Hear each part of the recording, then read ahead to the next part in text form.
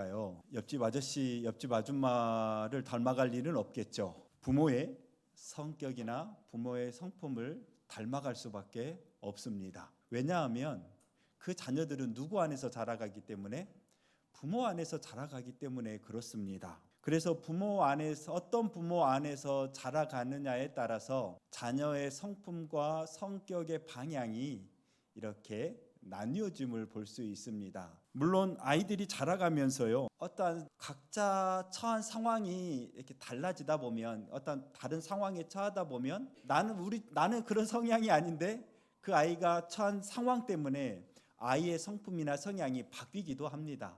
즉 어디 안에서 살아가느냐에 따라서 사람의 삶의 방향과 질이 바뀌어 간다는 것이죠. 오늘 로마서 말씀도 그런 것입니다. 육신 안에서 살면 어떻게 되는지, 그리고 성령 안에서 살아가면 어떻게 되는지에 대해서 오늘 로마서 우리가 본 8장 5절에서부터 11절 말씀이 그것을 이야기하고 있습니다. 우리가 오늘 로마서 이야기를 듣기 전에, 바로 본문으로 들어가기 전에 먼저 로마서를 큰 틀로 이해를 하고, 오늘 본문 위치가 도대체 로마서 안에서 어느 위치 정도 되는지를 이해하고 들으면 한결 더 여러분의 신앙에 도움이 될 것입니다. 바울이 보낸 로마서가 로마에 도착한 당시 로마의 역사적 상황은 이렇습니다. 당시 세계 최대의 강국인 로마 안에는 이미 유대교 유대인들이 그 로마의 자리를 잡고 회당, 시나고그라는 그 회당을 중심으로 그 로마 안에서 유대교 유대인들이 살아가고 있었습니다. 그러다가 주후 40년경에 유대인 중에 예수 그리스도를 믿고 그리스도인이 된 자들이 주후 40년에 로마 안으로 들어옵니다. 그러다 보니까 로마 안에서는 유대교 유대인과 그리스도교 유대인, 이 두 부류가 동시에 공존하게 된 것이죠. 그런데 유대교 유대인들이 유대인 그리스도인을 봤을 때 어떻게 보냐? 같은 유대인이지만 쟤네들은 없어져야 할 이단들입니다. 그렇잖아요. 쟤네들은 없어져야 될, 있어서는 안 될 이단들이에요. 그런데 유대인 그리스도인들이 유대교 유대인을 보았을 때 어떤 입장이냐? 저들은 메시아를 죽인 아주 무지한 종교인들이라는 겁니다. 그러다 보면 어떻게 되겠어요? 어떻게 될까요? 로마 안에서 싸워요. 시끄러워져요. 그러니까 로마에서 가만히 보니까 유대인들끼리 싸우고 있는 거예요. 그럼 여러분 생각했을 때, 예를 들어서 우리나라에 어떤 한 나라 사람들이 들어와서 막 날마다 분란을 일으켜요. 그럼 여러분 보기 싫어요? 보기 좋아요? 보기 싫잖아요. 그렇죠? 어떻게 해야 돼요? 추방시켜야 돼요. 그렇죠? 로마가 보니까 그러는 거예요. 유대인들이 지그들끼리 싸우고 난리야. 그래서 어떻게 했냐? 주 49년에 글라우디우스 황제가 너희들 안 되겠다, 로마에서 나가. 그래서 그 유대인들 모두를, 유대교, 그리스도교 유대인 모두를 다 추방시켜 버립니다. 그때 추방된 부부 중에 브리스길라와 아굴라 부부가 있었습니다. 로마에 살다가 추방을 당했는데, 이 부부가 어디로 갔냐? 추방되어서 유럽으로 가게 돼요. 유럽의 고린도라는 곳으로 가게 됩니다. 근데 그곳에서 천막 만드는 일을 하고 있는데 누구를 만나게 되냐? 사도 바울을 만나게 됩니다. 그리고 하는 업이 같다 그래요. 그러니까 천막 만들고 있었는데 바울도 천막을 만드는 사람이었어요. 그래서 바울과 함께 천막을 만들면서 이 부부가 바울의 복음을 전파하는 그 선교 사역에 함께 동참하게 됩니다. 그럼 다시 로마로 딱 돌아가 봅시다. 자, 로마 안에는 이제 누가 남아 있냐? 유대교 그리스도인들이 복음을 전해서 복음을 받아들인 로마, 그러니까 헬라인, 이방인이라고 성경은 표현하죠. 이 이방인 그리스도인들이 로마에 남아 있습니다. 그렇게 자기들만의 이제 신앙을 가지고 자기들만의 그 믿음의 공동체, 종교 지도자를 세우고 함께 신앙생활을 해 나아가고 있었습니다. 그러다가 주 54년에 네로 로마 황제가 이 유대인 추방령을 해제를 해요. 다시 돌아올 수 있다라는 것이죠. 그때 다시 누가 들어오냐? 브리스길라 아굴라 부부가 그때 다시 로마 안으로 들어옵니다. 유대 그리스도인들이 로마에 딱 왔더니 이미 그 전에 5년 정도밖에 안 지났잖아요. 그렇죠? 근데 왔더니 이미 이 로마 교회는 이방인 그리스도 중심으로 이렇게 뭐라 그럴까요? 아예 장악을 하고 있었던 거죠, 교회를. 이방인 그리스도인들로 꽉 차 있고 막 잘 성장하고 있었던 거예요. 그럼 유대인 그리스도인들이 그 자리에 들어갈 수 있겠습니까? 없겠습니까? 들어갈 수 없게 되죠. 근데 딱 와서 봤더니 유대 그리스도인들이 와서 딱 봤더니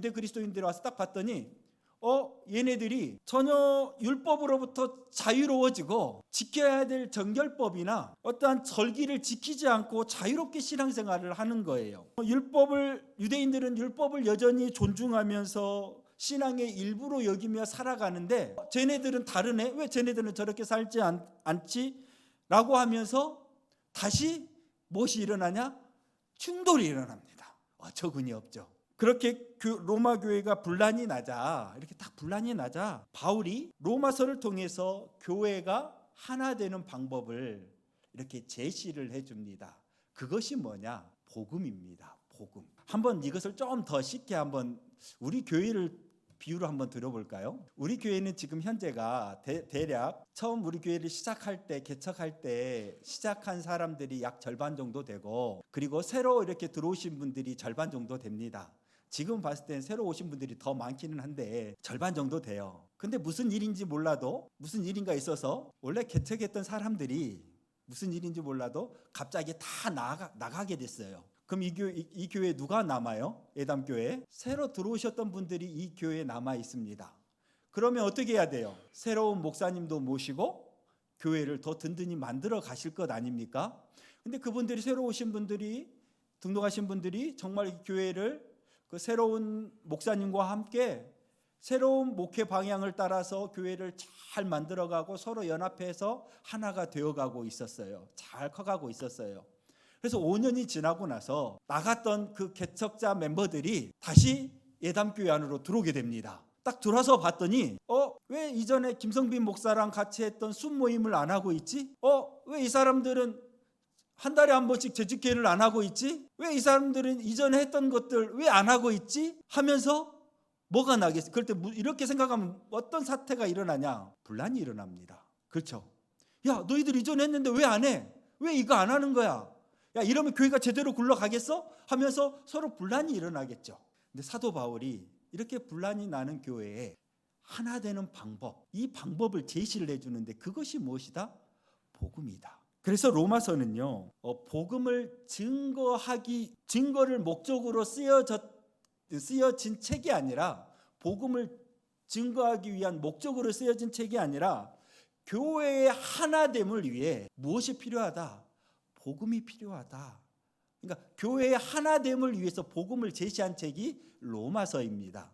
그러니까 우리가 로마서를 딱 생각하면 복음의 정수 막 이렇게 생각을 하는데, 실은 이 복음의 정수를 위해서 쓴 책이 아니라 교회의 하나됨을 위해 이 복음을 그 안에 제시해 준 것입니다. 근데 그 복음이 너무나 제대로 쓰여진 복음이라는 것이죠. 이제 로마서 1장부터 들어가면 막 18장까지 마지막까지 가진 않을 거예요. 오늘 8장을 가기 위해서 지금 이 큰 틀을 이야기합니다. 로마 1장에 딱 들어가면 바울이 먼저 인사를 합니다. 그리고 어떤 내용으로 이어지냐? 바로 하나님의 사랑이, 하나님에 대해서 이야기하고, 그리고 그 하나님의 사랑이 예수 그리스도를 통해서 확증케 되었다라고 이야기합니다. 그 확증을 위해서 예수 그리스도께서 십자가에 못 박혀 죽으셨고 하나님께서 그 예수님을 부활케 하셨다라고 이야기합니다. 즉 1장부터 지금 8장 전까지 7장까지는 무슨 이야기가 나와요? 성부 하나님, 성자 하나님에 대한 이야기가 나와요. 그리고 8장에 오늘 8장부터 어떤 이야기가 나오냐? 오늘 8장부터 바로 예수님이 이루신 그 하나님의 사랑과 은혜의 자리로 누가 이끌어 가는가? 바로 성령 하나님께서 이끌어 간다. 곧 이제 8장부터는 어떤 하나님에 대해서 이야기하냐? 성령 하나님에 대해서 이야기합니다. 로마서 전반부에 이렇게 복음이 제시되는데 어떤 내용으로 다뤄져 있다? 성부, 성자, 성령 하나님의 사역에 대해서 이렇게 쭉 로마서 1장부터 8장 쭉 이어서 좀 더 이어서까지 성부, 성자, 성령 하나님의 사역 이야기가 그 안에 쭉 담겨져 있습니다. 이게 로마서예요. 이게 로마서는 이렇게 구성되어 있어요. 그 다음에는 어떤 편으로 들어가냐? 로마서 후반부로는 우리 삶의 실천편으로 돌아갑니다. 복음과 삶의 실천으로 이렇게 두 개가 딱 로마서는 구성되어 있다라는 것이죠. 자, 그렇다면 오늘 우리가 성령 하나님에 대해서, 성령 하나님 안에서 살아가면 어떻게 살아가야 되고, 또한 성령 하나님이 하시는 일에 대해서 우리가 한번 살펴보도록 하겠습니다. 자, 오늘 5절의 시작은 이렇습니다. 우리 5절 한번 같이 읽어볼까요? 5절 같이 읽겠습니다. 시작. 여기서 육신을 따르는 자는 무슨 일을 생각한다고 그래요? 육신의 일. 육신의 일이 무슨 뜻이냐? 무슨 의미냐? 육체적인 것에 마음을 쓰는 자라는 의미입니다. 그러니까 육신을 따르는 자는 육체적인 것에 마음을 쓴다라는 의미고, 영을 따르는 자는 영의 것에 마음을 쓴다라는 의미입니다. 여기서 영은요, 무엇을 의미하냐? 영이라는 단어는 우리가 흔히 생각하는 어떤 영적인 것 이런 의미가 아니라, 이 영이라는 단어는 성령님을 의미합니다.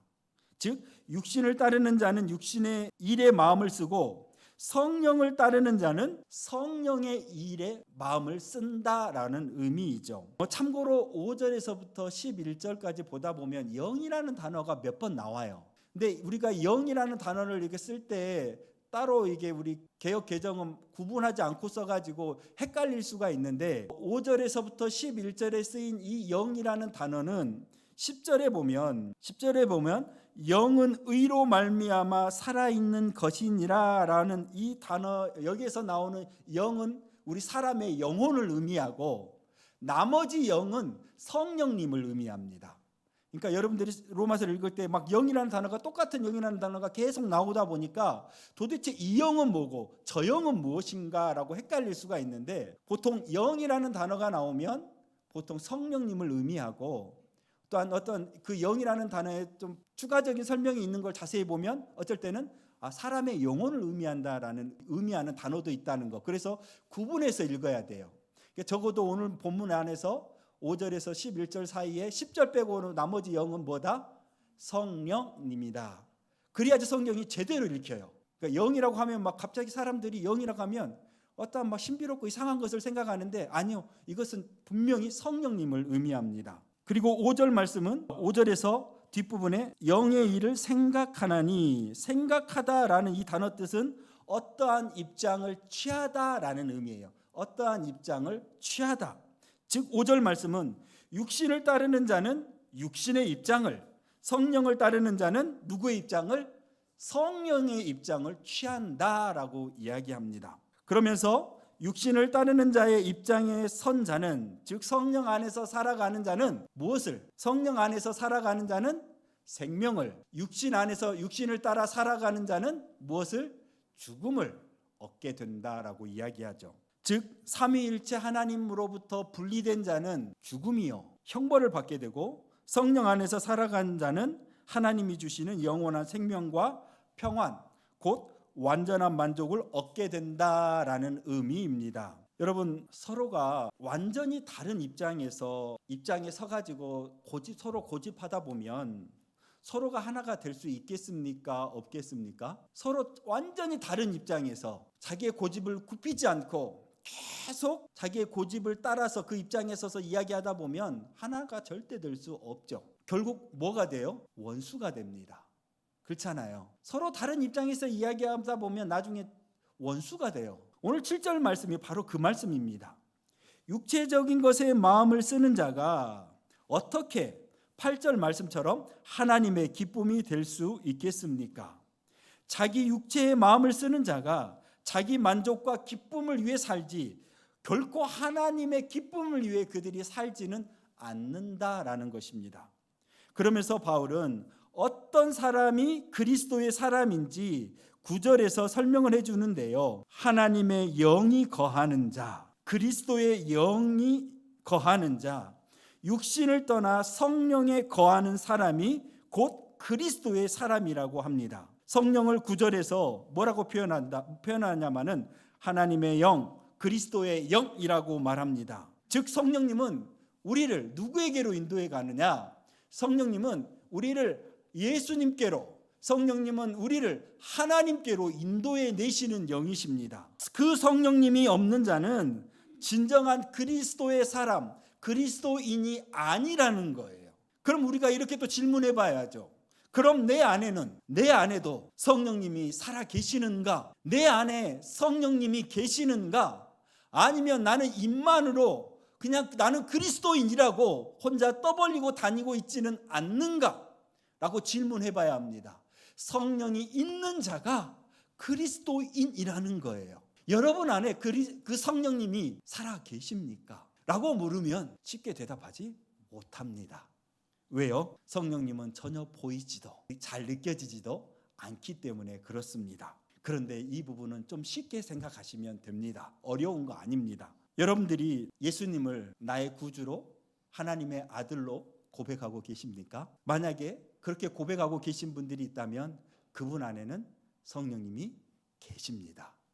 왜냐하면 성령님이 아니고서는요 예수님을 하나님의 아들이라고 고백할 수 없기 때문에 그렇습니다. 느껴지진 않지만 보이지는 않지만 그냥 나는 예수님이 하나님의 아들이라고 믿어. 이 믿음이 누구로부터 왔다? 성령 하나님으로부터 왔다. 성령님이 내 안에 계시기 때문에 이게 가능하다라는 것이죠. 또한 더 쉽게 한번 생각해 볼까요? 어떠한 선택이 있어요. 어떤 갈림길이 있는데 이 갈림길에서 하나는 이것을 하면 하나님께 영광이 안 될 것 같아. 그런데 이것을 하면 나에게는 만족이 있어. 근데 여러분 이런 결정을 할 때 있잖아요. 그때 마음에 걸림이 있다면 그분 안에는 성령님이 계신 겁니다. 나의 만족과 하나님의 그 영광 사이에서 내가 고민하고 갈등하고 있다. 더 쉽게 예를 들어서 주일날 내가 여행을 갈 건지 스포츠를 즐기러 갈 건지 근데 가려고 막상 생각해 보니까 지금 내 안에 뭐가 걸려요?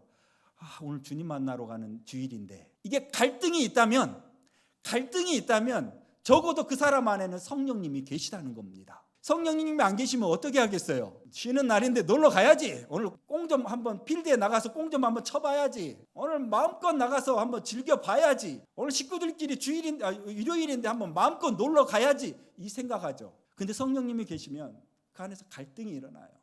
하나님을 위해서 오늘 주님의 날인데 교회 나가야 되는데 근데 우리는 대부분 무엇을 쫓냐? 육신의 만족을 쫓습니다. 육신의 만족을 많이 쫓아요. 여러분 조심하십시오. 성령님은 내 안에 살아계셔서 끊임없이 우리에게 진리의 길을 제시합니다. 야, 이리 가야 돼. 만화 보면 나타나잖아요.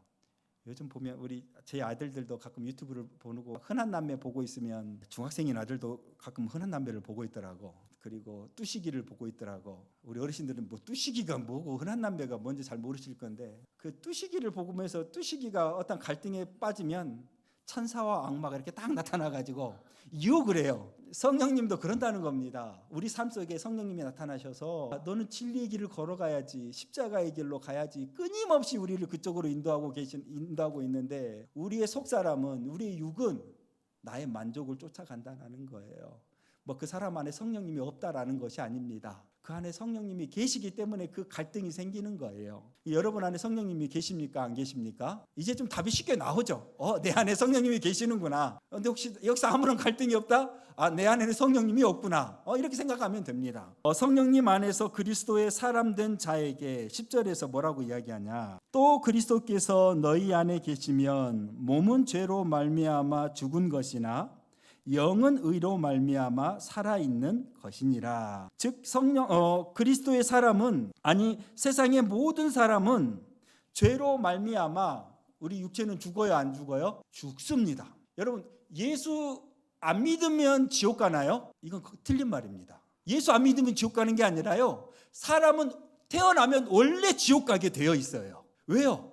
죄 아래서 태어나기 때문에 그렇습니다. 성경은 그렇게 이야기해요. 예수 안 믿어서 지옥 가는 게 아니라, 예수 천당 불신 지옥이 아니라, 예수 천당은 맞아요. 근데 예수를 안 믿어서 지옥 가는 게 아니라 원래 사람은 태어나면서 지옥에 가게 되어 있어요. 그런데 우리는 그 예수를 믿음으로 말미암아 하나님 나라에 들어갈 수 있게 된 것입니다. 이게 정확히 말하면 불신 지옥은 틀린 말이에요. 그리스도의 사람은, 그러니까 세상의 모든 사람은요 다 죽습니다. 우리의 육체는 다 죽어요. 그리고 어떻게 돼요? 썩어 없어져요. 소멸됩니다. 왜 그래요? 죄의 결과입니다. 그런데 그것이 끝입니까? 끝이 아닙니까? 끝이 아닙니다. 그리스도께서 내 안에 계시면 우리의 영은 의로 인해서, 오늘 말씀에 의로 말미암아, 의는 어떻게 해석하라 그랬죠? 하나님과의 바른 관계, 하나님과의 바른 관계로 말미암아 그의 영은 뭐 한다 그래요? 살아있다. 그러니까 끝이 아니다. 육체 죽음으로 끝이 아니라 우리의 영은 계속해서 존재한다라는 의미입니다. 즉 성령 안에 거하는 자들의 모습이요 현재 위치입니다. 현재 위치. 그러니까 죽은 게 아니라 우리의 영은 살아 있어요. 근데 우리의 육신은 뭐 할 거예요? 죽으면 썩어 없어질 것입니다. 그러기에 우리는 성령 안에서 매 순간 하나님과의 바른 관계 안에서 하루하루 살아가야 합니다. 그런데 11절은 이렇게 이야기해요. 우리 11절 한번 같이 한번 읽어봅시다. 11절 같이 읽겠습니다. 시작. 예수를 죽은 자 가운데에서 살리신 이의 영이 너희 안에 거하시면 그리스도 예수를 죽은 자 가운데에서 살리신 이가 너희 안에 거하시는 그의 영으로 말미암아 너희 죽을 몸도 살리시리라. 아멘. 이게 단어가 되게 많잖아요. 이게 짧게 줄일 수 있거든요. 다시 한번 천천히 봅시다. 예수를 죽은 자 가운데에서 살리신 이의 영이 누구예요? 성령님이. 줄이면 이 앞줄을 쭉 줄이면 성령님이 너희 안에 거하시면, 성령님이 너희 안에 거하시면 그리스도 예수를 죽은 자 가운데에서 살리신 이가 누구예요? 성부 하나님이죠. 그러니까 하나님이 너희 안에 거하시는 그의 영으로 말미암아 너희 죽을 몸도 살릴 것이다. 즉 성령이 너희 안에 거하시면, 하나님이 너희 안에 거하시는 그 성령으로 말미암아 너희 죽을 몸도 뭐 한다고요? 살릴 것이다. 앞에서는 뭐라 그랬어요? 10절에서는 죽을 것이다. 그 육이 어떻게 될 거라고 그래요? 죽을 것이다. 그런데 11절에서 뭐라 그래요? 살릴 것이다. 뭘 이야기하는 걸까요? 부활을 이야기합니다. 부활. 우리의 육체는 죽어 썩어져 없어지지만, 그러나 주님의 때가 왔을 때, 그날이 오면 우리의 몸은 다시 뭐 한다는 거예요? 부활체의 몸을 입고 다시 태어난다라는 의미입니다. 어제 저희 아들이 밤에 잠자기 싫어서 그랬는지 아니면 궁금해서 그랬는지 뜬금없이 열심히 영화를 보고 있는 저에게, 넷플릭스를 보고 있는 저에게 물어봤습니다. 아빠, 사람이 죽으면 눈을 감고 그대로 가만히 있어야 돼? 여러분 이 말뜻이 무슨 뜻 같아요? 죽어서 눈 떠버리면 그건 산 거지. 눈 뜨면 흙이 눈으로 안으로 들어오지 않겠냐? 맨 처음 저는 그렇게 쉽게 생각을 했습니다. 그게 아니라 아들은 아무래도 그걸 모르는 것 같아요. 죽으면 캄캄한 상태, 아무런 의미 없고 아무것도 느낄 수 없고 그 어둠 속 그 자체에서 살아가야 하느냐라는 것을 아마 물은 것 같아요. 근데 죽었는데 눈 감고 있냐고 물어보니까 제가 뭐라고 대답하겠습니까? 죽었으면 당연히 눈 감고 있어야지. 그래서 혹시나 또 그의 의미가 좀 약간 죽음에 대해서 오해할 수 있을 듯 해서 제가 이제 아들에게 좀 설명을 해줬습니다. 참 나름 나는 또 열심히 설명한다고 설명을 하는데 저희 아들은 그 이야기를 듣고 뭐 하고 있냐? 아빠 보는 척 하다가 TV 봐. 아무리 설명해줘도 이거 영 아들은 쓸모가 없어. 여러분 부활. 우리는 뭘 소망하면서 살아가냐? 부활을 소망하며 살아갑니다. 그렇죠? 우리는 죽으면, 우리 사람이 꼭 죽음에 대한 고민을 하게 되잖아요. 죽으면 하나님의 나라에 간다라는 의미에서 여기서 하나님의 나라는 예수 그리스도께서 다시 오신 그 재림에서 완성된 하나님의 나라가 아니고요. 우리가 죽으면 잠시 머물러 있는 곳이 있습니다. 그곳에 머물러 있다가 육체는 뭐예요? 그 영은 그곳에 머물러 있다가 육체는 이 땅에서 썩어 없어지다가 예수님께서 다시 오시는 날, 부활의 날 우리가 몸을 다시 입거든요. 그때 입은 몸은 현재 이 몸이 아니고요. 이 몸이 아니고요. 어떤 몸이냐? 예수님이 부활하셨을 때 몸을 입습니다. 예수님이 부활하실 때 몸이 어떤 몸인 줄 아세요? 예수님이 먹었어요, 안 먹었어요? 제자들과 함께 부활하셔서 제자들과 함께 고기를 구워서 같이 생선을 잡아서 같이 먹었습니다. 그러니까 우리 몸이 먹을 수 있다는 거예요, 먹을 수 없다는 거예요? 먹을 수 있다. 여러분 천국에 가서 못 먹을까 봐 하나님 나라에 가서 만난 거 못 먹을까 봐 걱정하시는 분이 있다면 마음 놓으셔도 됩니다. 돼지고기 먹어도 되고 소고기 먹을 수 있습니다. 그러니까 너무 걱정하지 마세요. 우리의 몸은, 그때 부활의 몸은 먹을 수도 있는 몸이고요.